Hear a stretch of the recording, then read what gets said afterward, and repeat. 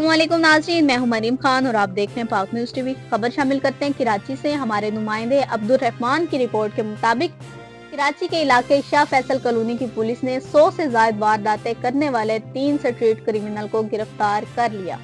तफसीलात के मुताबिक शाह फैसल कॉलोनी पुलिस ने कार्रवाई में 3 मुसल्लह मुल्ज़मान को गिरफ्तार किया। पुलिस के मुताबिक मुल्ज़मान के कब्जे से 3 पिस्तौल और चोरी शुदा मोटरसाइकिल बरामद हुई। पुलिस का कहना है कि मुल्ज़मान से छीना हुआ मोबाइल फोन और नकदी भी बरामद की गई। गुज़श्ता दिनों मुल्ज़मान ने सेल्समैन की गाड़ी को लूटा था, जिसकी वीडियो भी सामने आई थी। पुलिस का कहना है कि इब्तदाई तफ्तीश में मुल्ज़मान ने 100 से ज्यादा वारदातों का इंकशाफ किया है। मुल्ज़मान ने नाज़माबाद, गुलशन इकबाल, फिरोजाबाद और टीपू सुल्तान में वारदातें की। मुल्ज़मान ने बयान में महमूदाबाद और अल-फलाह में डकैतियों का इंकशाफ भी किया। पुलिस का कहना है कि मुल्ज़मान आदी जराइम पेशा और मुतअद्दिद बार गिरफ्तार होकर जेल जा चुके हैं।